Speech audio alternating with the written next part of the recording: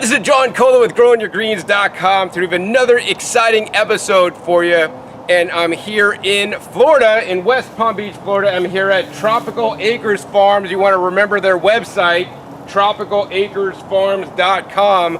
This farm has been in existence, or this land has been owned by the family that owns it since 1919. They have over 100-year mango trees that have been planted in the ground that are old school. That being said, yeah, old mangoes are great, but we all know that there's some new amazing varieties that are now being grown by like Zill and so many other places.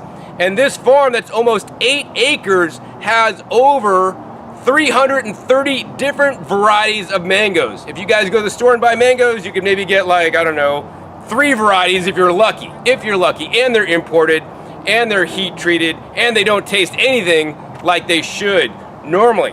So what I want to show you guys in this episode at Tropical Acres Farms, you know, the mangoes have different seasons. So some mangoes are early, which we are more in the early season at this point. Some are mid and some are late. They have over 330 different kinds of trees, and even more than that because they have multiple trees of some varieties. I can't go around and show you every tree, and that would be extremely boring. So what I want to do in this episode is I'm going to go around some of the trees that have ripe fruit. I'm going to share with you guys the name of that tree and also sample some of the fruit for you guys so you guys can learn about some of the amazing varieties. And then we're going to go ahead and visit the nursery to share with you guys how you guys could order 330 different varieties of mangoes. This is probably the widest variety that they will ship to you guys anywhere in the United States except Hawaii. So yes, all 49 states they will ship these mango trees to, and they ship them in like, they're like 1 gallon, so they ship pretty easy, and you guys could increase your collection wherever you live if you want to experiment trying to grow mangoes. That being said, of course, in Florida, many areas in Florida can grow mangoes. In really southern California, you can grow mangoes. In Arizona, you could grow mangoes. And maybe some southern states that are more south, you could grow mangoes. And anywhere else, guys, you guys are on your own. I'm not going to guarantee I guarantee they're going to grow until the winter time when they're not going to grow and they're not going to make it. So, you know, if you're going to grow mangoes, you got to take special care of them. I'm at the point where I'm like, no, I'm not going to baby my trees, but I know some of you guys want to have those rare Indian varieties or Asian varieties that you may have gotten and eaten when you're a kid, and this place will ship them to you. So that's the main point of this video. So anyways, let's, and then you could order at Tropical Acres Farms, and besides being able to buy them online and ship them to you, and the cool thing is, unlike a lot of places, they don't just sell you the inventory that's in stock. What they'll do is you could get any of the varieties that you want to buy. They're all listed online, and they will basically graft it to order. So if they don't have it in stock, you could say, hey, yes, I want to order this Indian variety or some variety from Israel that we don't have in stock. You'll put your money down, pay for it, then in the next season or when they can, they'll basically graft it onto some rootstock and then ship it to you, right? So that's completely amazing. I've never found another place like it. And the other thing is all the trees that they ship to you guys, that they sell, they produce themselves. A lot of nurseries are just resellers. Many big websites that you may see ads for, maybe an ad appeared before this video, they're just resellers and they're reselling stuff. They don't have the highest quality or the genetics or diversity that Tropical Acres Farms will. So anyways, let's head into Tropical Acres Farms and share some with you guys the ripe trees and the ripe mangoes at this time. All right, so as you guys can see, we're here in the mango orchard and there's just so many trees planted. And like the cool thing is, this is like, you're like, why is this so bright green? That's because this was pruned here and the new growth comes back really light green. And you guys can see the older growth a lot more darker green. And then we're gonna keep going down and check it out. Here's a tree with tons of fruit, and to find the right fruit for eating today, right now, right? Check out on the ground, they drop. That being said, if they will be shipping you guys fruit, right? He's looking for fruit on the tree that's like getting ripe, but not quite too soft because he doesn't want them to get damaged in shipping. He's gonna basically harvest them when they're ready to be harvested, and then they'll ripen for you guys once you guys get them safely in the mail without getting bruised and damaged. So this tree is called the Angie, and it is a cross between famous Florida varieties of mangoes, Edwards and the Carrie. I had a Carrie earlier and I really liked it. It has a nice unique flavor, and we're gonna go ahead and taste test it for you guys. All right, so this is the Angie mango. Look at that. You know, guys can't find color of these mangoes like this color like in the grocery store, man. Or like this is like optimally ripe. So we're just gonna go ahead and cut it. Camera, look at this. Woohoo! Look at that nice ripe mango, brilliant fresh. Now before you guys eat any mango, I want you guys to smell it. Oh yeah, it smells nice. Super floral, super fragrant. And you can't do this on store-bought mangoes, man. You could just take the mango, the skin comes off so easily, you could peel it, right? And here's the thing, probably nobody ever told you guys. Like some people, you may get allergic to mango skins, but actually there's mangiferin or something in there that actually is like anti-cancer and has all these, you know, health properties that are good for you. So you could eat your mango skin. Wow! To me, this mango skin, every mango skin is different. Some might be really mild, some might be stronger with more terpenes and whatnot. This mango skin to me has like a really nice floral flavor. I think it's quite good. Plus, of course, the mango skin is rich in fiber that can feed your microbiome. Anyway, we're gonna go ahead and bite into this mango, Angie, so I can tell you guys what it tastes like. Very few, like I would say this is like almost a fiberless mango. Very few fibers. Not super stringy like mangoes you would buy. Really excellent flavor. I love this mango a lot. So good. Mildly sweet, but nice complex flavor notes. Like, it's really hard to describe and put into words. Like, if you guys haven't tried these mangoes, you guys could buy some of these mangoes to try to see if you want to buy the tree, right? That's one reason why people buy mangoes. Of course, you could just buy the mangoes to eat them and enjoy them and have different, you know, experiences than you've ever had before because you haven't tried mangoes this good. All right, next up, guys, we got the ValCarrie tree. This is selected by Zills in Boynton Beach, probably like 50 years ago. So this is like this tree's not 50 years old, but this variety is 50 years old, and it's a cross between the Carrie and the Valencia Pride.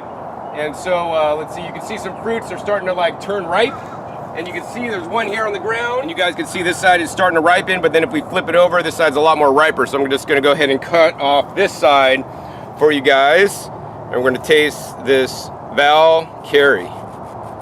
Carrie's a mango I really like. It has a nice flavor, so it's gonna be interesting to taste. This one that's a cross and a hybrid, right? So look at that, really nice color on these guys. The thing I want to tell you guys, if you guys have your own mango trees and harvest them right, you don't want to leave them like off the tree too long. When they get a little bit soft, like you would normally pick mangoes in the store, then they're probably too soft, and they're basically, because there's a lot of enzymatic activity in here, they're probably fermenting. So you want to get them at the right ripeness and not let them get too soft.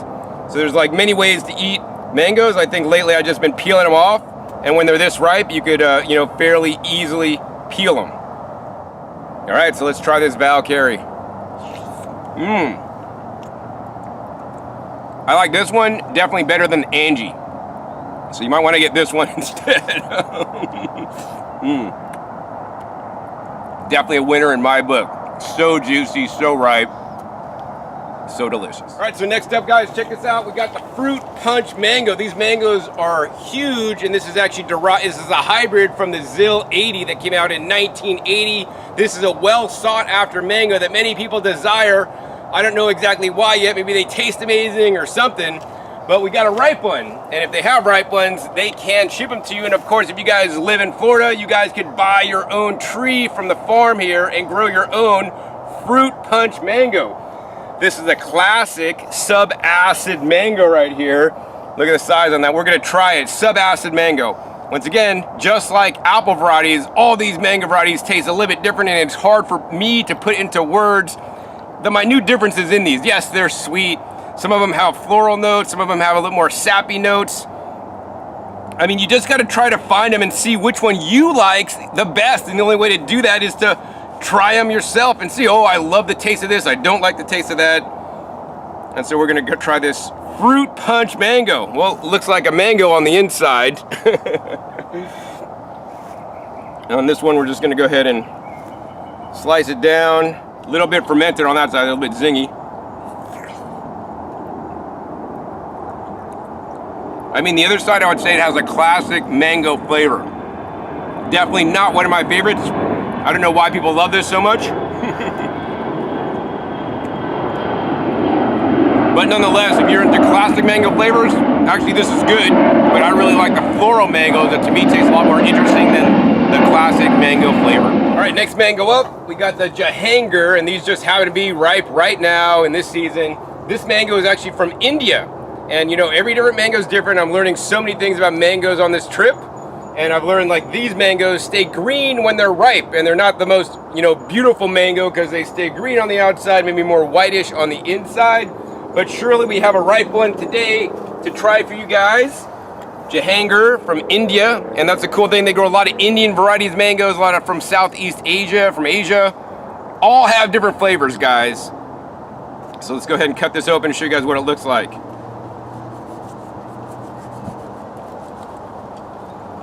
All right, look at that. Oh yeah, look.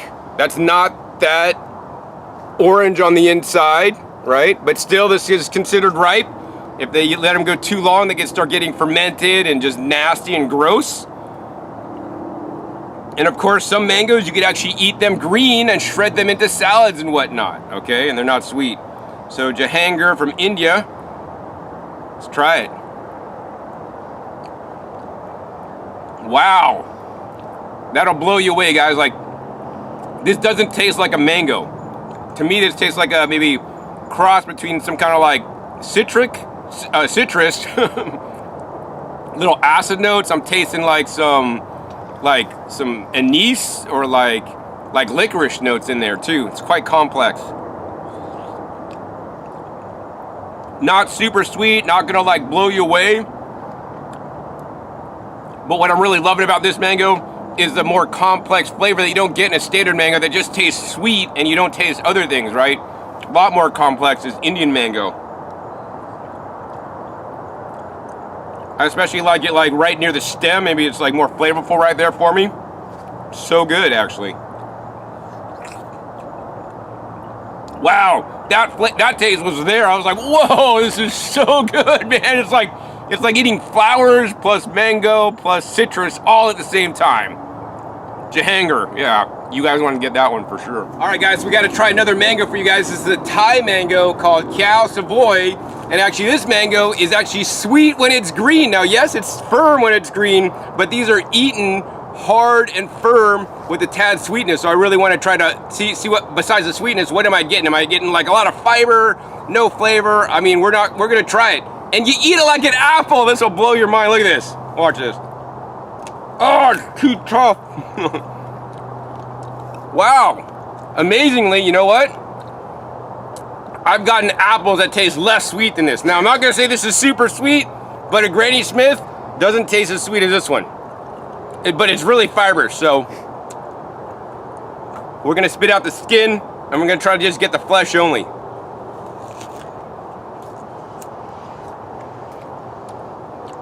Wow. That's an interesting experience. So for me, yeah, very slight sweetness, little bit of flavor. I mean, I would shred this in a salad and put a salad dressing on it. It would definitely be good. All right, the next mango I want to share with you guys is the Po Pu Kalay, or PPK from Burma, right? Also known as lemon meringue mango. So if it has the name lemon meringue mango, must taste like lemon meringue pie. I do not advocate you guys eat lemon meringue pie, but I advocate you guys eat Po Pu, whatever it is. Lemon meringue mango. And check it out. We got a ripe one right here. Look at that nice color on that mango. Nice and yellow, right where it needs to be. And let's go just ahead and shave off this one side of the mango and try it. All right, check it out, guys. Look at that nice color on the inside. And once again, man, these ripe mangoes, easy peeling. You don't need a scoop, you don't need a spoon, just need your fingers, right? Try that from mangoes from the store. It ain't happening, guys. All right. Wow. This is my favorite one so far. I can say it melts in your mouth. There's small amounts of fiber, so it's not fiberless. Very little fiber. Amazing flavor. You guys got to try this lemon meringue mango. And I mean, and this is just one of 330 different varieties that he grows here, and they have lots of different more floral mangoes. Those are my favorite ones, the floral mangoes that you guys will just never get if you just buy mangoes at the grocery store. So I want to encourage you guys that live in a place where you could grow mangoes to buy some trees.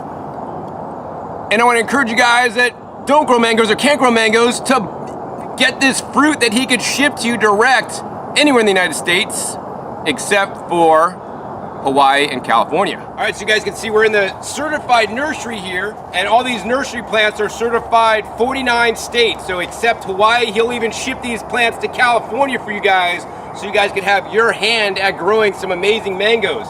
He has over 100 to 200 different varieties of mangoes available for you guys to buy at any one time.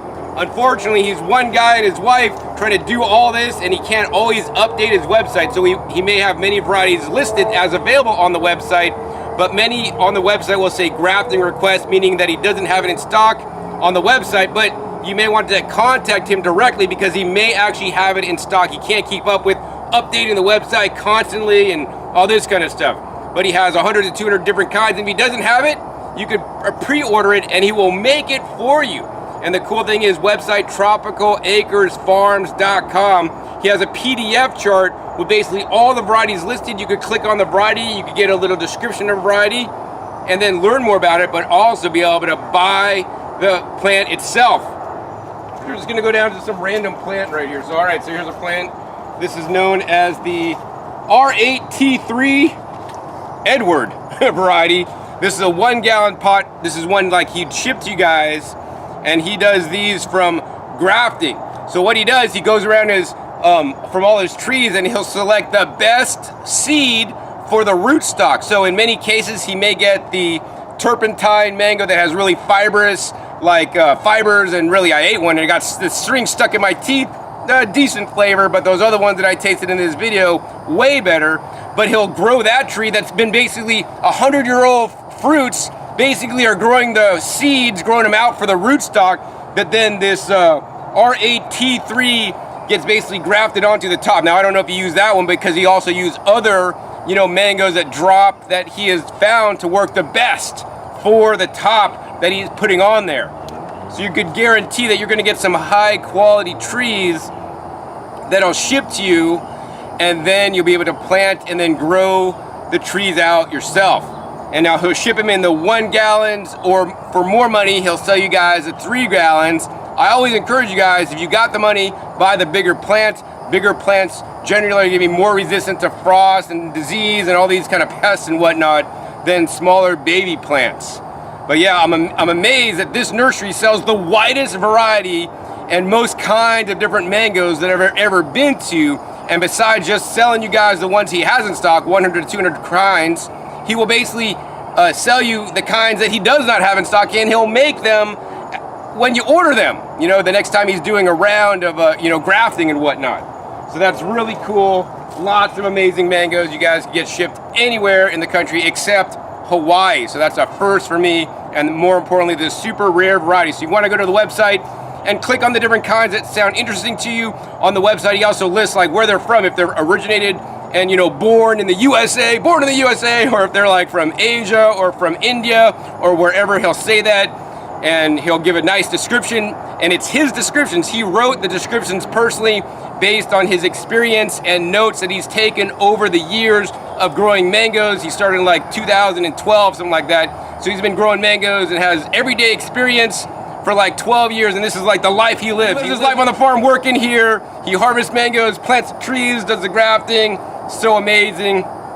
So I think the next thing we want to do is we're gonna go ahead and interview him and share with you guys more about his passion about the mangoes and how you guys can get them shipped to you. So now I have the pleasure of introducing you guys to Alex, the farmer here, and he actually leases this land from the family that has owned this land since 1919. So Alex, why did you decide to get into growing mangoes of all different things? Well, I got into growing mangoes because I grew up around mangoes, and I developed a passion for mangoes when I was actually a teenager. And then while into college, I decided that I loved growing mangoes and tropical fruit so much that I thought I could make a business out of it. I was, I guess a foolish young man that, had dreams in his head, and I decided to act on it and take a chance. And I took the opportunity to start a company, and it's worked out pretty well. And I'm very fortunate and blessed to be in the situation that I am, but I get to do something I'm very passionate about, which is awesome. Yeah, this guy knows all about mangoes. He taught me about this is the ideal climate right here in this ridge to grow mangoes. So you want to share a little bit about that, Alex, with my viewers on like what's the perfect climate for mangoes? Well, mangoes are adapted originally to South Central Asia, so they're from the area of India, Bangladesh, and Burma. Those areas have defined cool and dry seasons. Now, we have that here in Florida. We're not as dry as they are, though. So we're not like the perfect climate for mango, but we're pretty good. And here in this area of West Palm Beach that we occupy, we're less than 2 miles from the ocean. And I've heard it said that almost anywhere in the world, the best place to grow mangoes is within a couple miles of the ocean or less.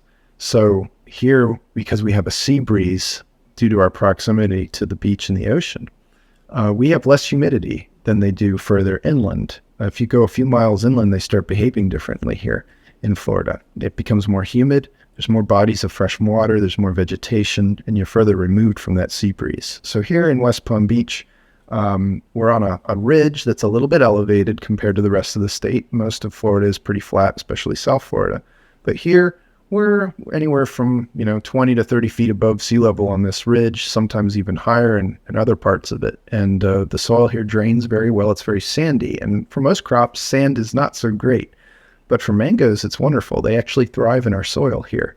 So we're in a great spot for growing this species, and we're taking advantage of it by growing as many varieties as we are.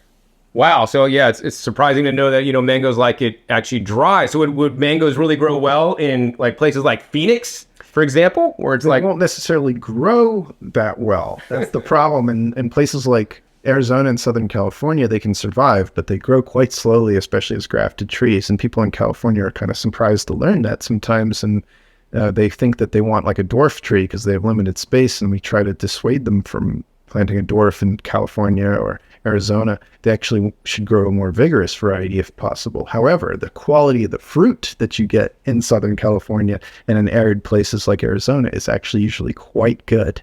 So because of the dry weather, the mangoes actually come out quite sweet from that hot, dry weather. So in the later part of the year in California, for example, in Southern California, the mangoes can taste outstanding, but the trees grow painfully slowly. Here in Florida, mango trees have no trouble growing most of the time. They actually thrive in our climate being a little wetter. But at the same time, as long as the weather's not too wet, the quality of the fruit can be outstanding here as well. So we kind of can get a little bit of the best of both worlds without being, the most optimal climate for mango. Wonderful. So why don't mangoes go vigorously in like Arizona or Southern California? Just not enough rainfall. The conditions being drier, the mangoes and colder, actually. The mangoes are more likely to flower at a young age. So young grafted mango trees will often try to flower immediately in California when they're brought there, or Arizona. And of course, flowering and attempts to fruit limit the growth. So a lot of grafted mango trees will flower continuously in California multiple times throughout the year, to the detriment of the growth. And so that combination of dry and cool weather definitely limits their growth. They are kind of a tropical tree, even if there's some respects a subtropical fruit. So they like it a little better in a more humid environment with a little more rainfall. Wonderful. So is there a way to like stop the flowering of the mangoes to basically get them back into the cycle of growth instead? The only way to really do that is to control their temperatures, which obviously is something that they're experiencing. You can try to, increase the amount of irrigation. You can increase the amount of nitrogen and organic matter the tree is receiving. When it flowers and it sets little mangoes, you can strip those mangoes off. One of the mistakes people make is that they'll just break the flowers off and then the tree will flower again. So that's frustrating. It happens in the nursery trade too, actually. So we want the trees to grow when they're in pots.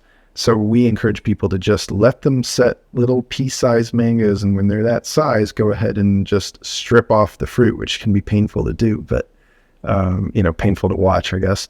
But that panicle will dry out after a period of weeks to a month, and then will either fall off or you can break it off, and a lot of times they'll follow that with a growth flush instead of flowering again. At least that's how it is in Florida. They flower in the winter time here usually. So, wow. So one of the cool things I learned about mango trees is that you don't want to give them nitrogen after they're established. So you want to talk more about this, Alex? Yeah, mangoes are very odd fruit trees in several respects. Most fruit trees require a good bit of nitrogen to thrive in the long run in terms of their growth, in terms of their fruit production, and things of that sort. Mangoes, on the other hand, are at the bottom end of the spectrum in terms of their optimal leaf nitrogen requirements. It's around 1% with mango. And it's usually several times that for stone fruits, avocados, other fruit species. Things like bananas can be many, many times that in terms of optimal nitrogen. So mangoes don't require much of it. And so we usually encourage people to limit how much they give them. When they're young trees getting established and trying to develop canopy, it's okay to give them a little bit of nitrogen. But once they're fruiting size, the nitrogen really does not help things. It actually will lower the quality of the fruit. It'll make it less sweet, more prone to disease. It'll make it more green too, actually. So they've done studies about this in Australia where they fed mango trees nitrogen and they compared the way the fruit looked, and you could see how much greener the fruit was. But in terms of like getting better quality fruit, sweeter fruit, better looking fruit, and less disease on your trees and your fruit, limiting nitrogen is part of the equation. So it's important. Wow. So if you're not feeding nitrogen, what are you feeding to your trees to allow them to fruit like they are here? They need potassium, and it's often deficient in soils in Florida. So supplementing them with some potassium is a pretty good idea. And fortunately, there's lots of organic potassium products on the market. They also need micronutrients. So they need things like iron, zinc, manganese, boron, magnesium. So those things can often be supplied foliarly. They can be sprayed on the leaves, or they can be applied to the soil as well. So those are the best ways to, give the tree the nutrition it needs without giving it a fertilizer that's got too much nitrogen. And they're sensitive to it. It doesn't take a lot to, change the balance of it in the tree. People will often apply turf fertilizer to their yards. The mango tree is going to absorb the turf fertilizer, trust me, and that has a lot of nitrogen in it. So be careful with that, even if you aren't directly feeding fertilizer to the mango tree. It's something that a lot of people growing them don't realize and understand, but it's important. So. Wow. So you take this to such extreme that you don't even personally mulch under your trees because you're concerned about the nitrogen in the compost or as the mulch breaks down. Is that correct? Yeah, we will mulch a young mango tree, a recently planted one, to suppress weed growth, increase soil moisture levels, and give a little bit of organic matter into the soil to get it, get its roots established. But when they're fruiting size, we actually cut that out, and we just, don't feed them any mulch or compost or anything really. We just want to limit them to the nutrients that we want them to have without giving them any excess nitrogen, if at all possible. So. Wow. So, but mulch is supposed to be so good because it helps retain water and all these things. So what do you tell people that want to mulch their mango trees? What should they do instead to help retain moisture or, help the microbiome of the soil out?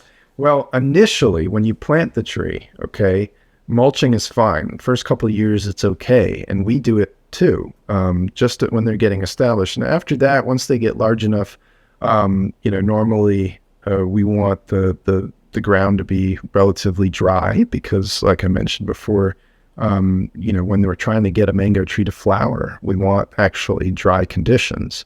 So at a size where the tree's big enough to be holding on to fruit, we want the soil to actually dry out a little bit. And then when the tree is developing its fruit, we will water the tree directly to provide soil moisture only for the first 6 or 8 weeks of fruit development. After that, they're usually great on their own, and mangoes are quite thrifty about finding water. They establish pretty easily, and they don't require much water to be happy. They're pretty actually drought-resistant trees. They grow them in desert climates, places like Israel and Egypt and other places that are actually quite dry and can go long periods without rainfall. And they don't necessarily require mulch. Now, mulching's great for some trees indefinitely. We grow avocados, for example, and we mulch them all the time. We grow mameyas and sapodillas. We provide them mulch even after their fruiting size. But mangoes are a different animal. So, all right, great. So let's talk about watering your mangoes. You mentioned a little bit. You maybe water them to help get them developed, and maybe water after the fruit set for a period of time. But what's your watering schedule here for your trees? When we plant the tree, we water it the day we plant it to break up air pockets that are in the soil.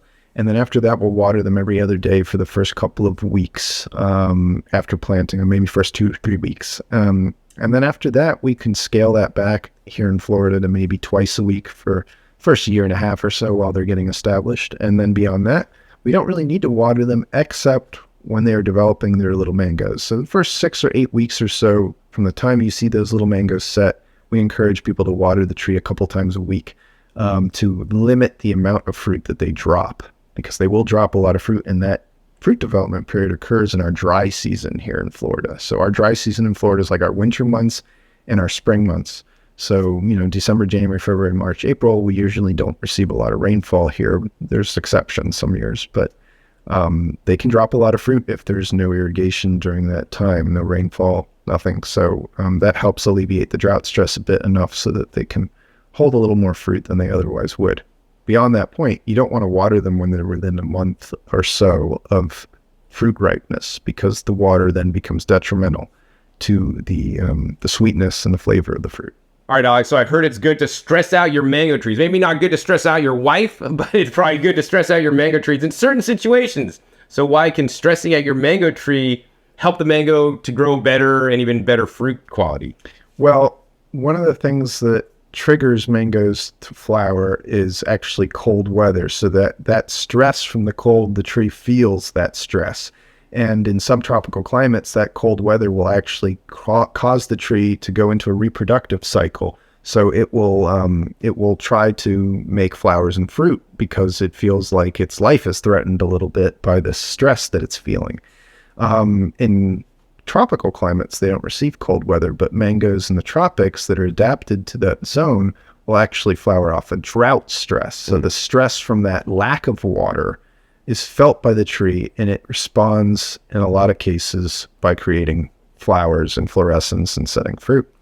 Now, the fruit development process, you want to support the tree a little bit with water to not, stress it out so much that it actually drops and aborts its fruit. You don't want the tree to do that. You want it to develop that fruit to maturity. But once it gets to maturity, if you again are denying it water and hopefully it's not raining too much, the concentration of the flavor in the fruit is higher, and the tree is not necessarily trying to flush growth while it's developing that fruit as well. So sometimes that can still happen, but normally they go pretty dormant while they're developing that fruit, especially if they have a lot of it on the tree. And then the fruit quality ends up being a lot better. And then once you get beyond that point and you don't have any fruit left on the tree will flush vegetative growth afterwards most of the time. And actually, that's usually a good time to cut the tree and prune it too. So, wow. I mean, this guy is a wealth of knowledge about mangoes. Like he knows more about mangoes than everybody I've met so far. I mean, there's a few other people that maybe know a lot more than Alex, but Alex, he knows his stuff, guys. So, okay, so here's the thing, Alex. You guys ship to all 49 states except for Hawaii, right? If somebody wants to grow a mango in a non-subtropical or tropical climate, right? How do they do it? And should they even be ordering trees from you?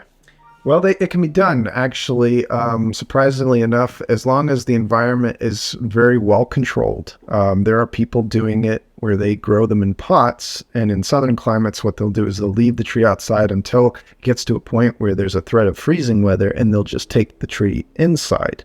So they might have it in a 20, 25-gallon pot or something like that. They keep it outside most of the year, and then when the weather gets too threatening, it just comes inside the house. Other people are in colder climates than that, and they can't leave the tree out for much of the year, and therefore they will grow them in a heated greenhouse where the temperature never drops below 32 degrees Fahrenheit, hopefully never drops below 40 degrees Fahrenheit. But there are absolutely people growing them in other places besides Florida or Southern California, Arizona, that would normally be considered too cold, and their trees are alive and in some cases fruiting. So you can grow them in other states. Just be wary of the fact that they will not survive freezing temperatures. You've got to protect them from that. And you have to have a plan for that. So, but can be done. And we've shipped mango trees all over the country, and they're growing them in some crazy places somehow, some way. So it can be done. So don't be totally discouraged, but have a plan if you're going to try to do that. So. Wonderful. So what are the top 5 varieties to grow in a container that are going to stay relatively small? Because I know you sell dwarf varieties. So like, what are the varieties somebody should buy if they're going to keep it in a pot for the plant's whole life? Yeah, there's quite a few now, actually. But one of the ones that we commonly recommend is the Pickering mango, because it's a dwarf tree that's well adapted to container culture, and it fruits well at a young age. Another great one is dwarf Hawaiian. That's a very dwarfish tree that can be kept quite small. Another one is Julie, which is a mango from actually the Caribbean, from Jamaica and Trinidad. Was introduced to Florida a very long time ago, but that's a dwarf tree that's great for a pot. And what are some other good ones? Honey Kiss, it's a kind of a newer mango. Dwarfish tree, very productive, and would be good for container culture too. And then the more obscure one is one that we've been trying to promote to people called Saigon. That's a very old variety from Vietnam, and quite dwarfish, and would probably make a great container mango as well. And there's other ones that are maybe not true dwarves, but they're small enough trees that you could probably grow them in a pot, like Fairchild, Rosy Gold, and pretty long list. So yeah, wonderful. So as much as you guys ship trees, like somebody could actually come to the farm and buy your trees as well. So if somebody lives in Florida or the area and they want to stop by, or even flies into West Palm Beach Airport, they're actually, the planes have been interrupting this video a bunch today. What 5 varieties would you recommend for people that are growing locally or here in South Florida that are going to produce reliably and produce well and give them lots of fruit if they're irregardless of a flavor? Because I know every different mango has flavor. You could get some amazing flavors, but then they may not produce so well. So what were the best producing mangoes that people could just rely on reliably year after year and have lots of fruit to eat? Well, there's some good ones. Are the Pickering that I already mentioned. The Angie is a great productive tree, very consistent. Fairchild is a commonly recommended one. Another great one that we like a lot is the CAC, the CAC mango. That's a wonderful tree, very consistent and productive. A good late one is a not properly named mango called the Zil M4. That's a coconut flavored mango, but a very productive tree. And that's done very well for us. The Honey Kiss is great. What are some other great ones? Orange Schaubert's quite impressive the last couple of years. That's a nice tree, manageable, and they've been fairly consistent producers for us so far. A newer variety we've tried to promote is the Sassy Love, which was named by Richard Campbell. That's a dwarf compact tree, very consistent producer and very disease resistant. We love the disease resistance, that natural disease resistance that doesn't require you to, make a lot of extra effort to coax it to fruit.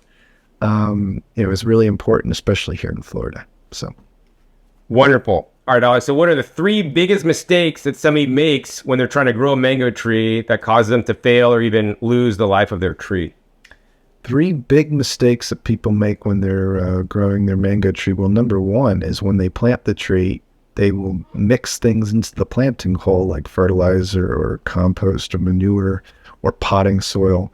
Those are always almost always a mistake. A lot of times people that do this practice will end up with a tree that struggles to grow, is perpetually unhealthy.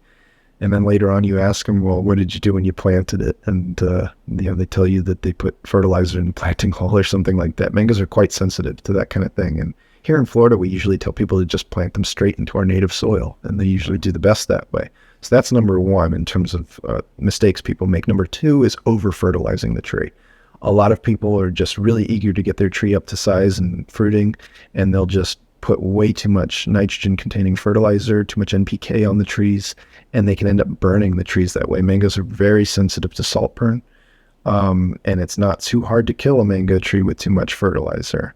So that would be the second mistake I would say people make. The third mistake they make is just choosing a variety that's not a good choice for their area. A lot of mangoes are just too disease prone to be grown in very humid areas, especially like in the middle part of the state of Florida, for example.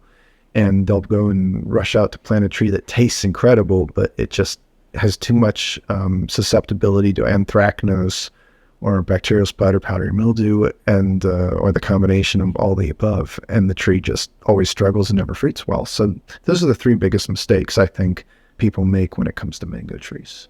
Wonderful. So like talking about disease resistance, do you have like chart on your website that shows like these trees are the most disease resistant?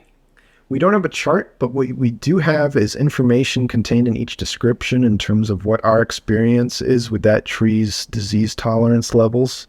So if you want to read about it, a specific variety, you can read about it and see what comments we made about its disease resistance or lack thereof. Well, in some cases, they're prone to powdery mildew, but they're resistant to bacterial spot or vice versa, that sort of thing. So we do talk about it. And if you're curious and you can't find that information or you want to learn a little more, you can always ask us directly about what we think about a tree's disease tolerance. Wonderful. So just, because I got the expert right next to me, I'm going to ask you right now, what are the top 5 disease-resistant plants in your experience from growing mangoes here for over a decade and seeing all different kinds of things happen?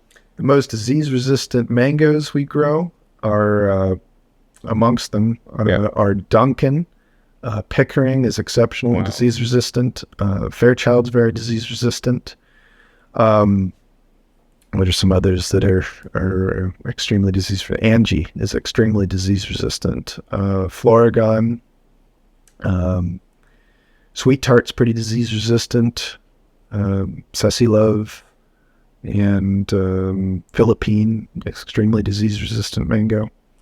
And there's more. It's a longer list than that, but those are the ones that popped to mind just now. So there's a number that are extremely impressively disease-resistant, and then there's ones that are in between, and there's some that are prone to everything in the book. So, yeah.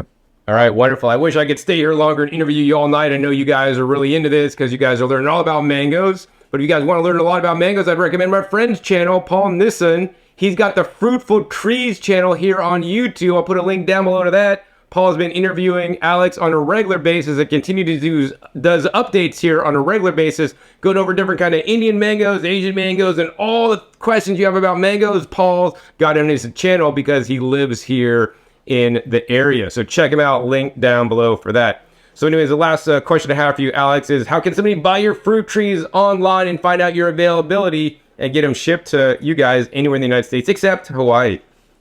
If they want to learn a little bit about what we're selling and possibly place an order, you can go to our website, tropicalacresfarms.com. We do have an online store. You can visit the page for each variety of mango. There's a search function that you can use. You can also go to the mangoes page and scroll down onto that page and click on the PDF link that's provided there, and it will display a list of every mango we grow.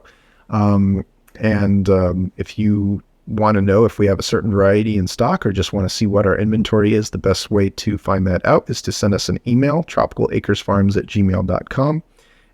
Give us a little bit of time and have a little bit of patience, especially if it's during mango season, because we can be quite busy here, but we do eventually reply with our inventory, or we can answer your question as to whether a specific variety is in stock. And if it's not, you can always graft request the variety through our website, through the varieties page. When we receive that order, that's an order for us to produce the tree if we don't already have it in stock. And if we do, we just save the one that we have for you, and we don't have to graft a whole new tree for you. But if we don't, we will graft it for you during our next grafting session, whatever's next scheduled. And then when that tree is ready, and it can take anywhere from 6 to 8 months if it's something we have to graft that we don't have. But when the tree is ready, we notify you, and if it needs to be shipped, you pay a shipping invoice, and we can ship it directly to you, or you can come and pick it up if you live here in South Florida. A lot of people come and pick their trees up locally, and it works out pretty well. So wonderful. Yeah, so I want to thank you for having me today, and I want to thank you actually for keeping all these mango varieties alive. Over 330 different kinds of varieties of mangoes, the most I've ever seen. One of the largest collections, definitely here in the United States for sure, worked on by a private farmer. I know big organizations may have a few more varieties, but 330 varieties is insane, guys. So anyways, if you guys want to order them or contact Alex, link down below to his email as well as his website. You can also follow him on Instagram and Facebook, links down below for that as well. And if you guys like this video about mangoes today, hey, please be sure to give this video a big thumbs up. And more importantly, share this with other mango aficionados around the world and mango farmers that want to start growing mangoes. This episode was a wealth of information, getting Alex in here answering all my questions so that you guys could learn more about one of the fruits I love to eat, the almighty mango. and with amazing flavors that just taste way better in the grocery store. And I'll always tell you guys, it's always better to grow it yourself because it just tastes better. Also, be sure to click that subscribe button right down below so you don't miss out on my new and upcoming episodes that will come out every 5 to 7 days. You never know where I show up or what you'll be learning on my YouTube channel. And I have a few more videos coming out for my visit here in South Florida. So you make sure you click the little bell to get notified as my videos come out. And finally, be sure to our past episodes. The past episodes are a wealth of knowledge. Over 1,700 episodes at this time on this channel dedicated to teach you guys all about growing your own fruits and vegetables at home. So with that, my name is John Kohler with growingyourgreens.com. We'll see you next time. Until then, remember, keep on growing.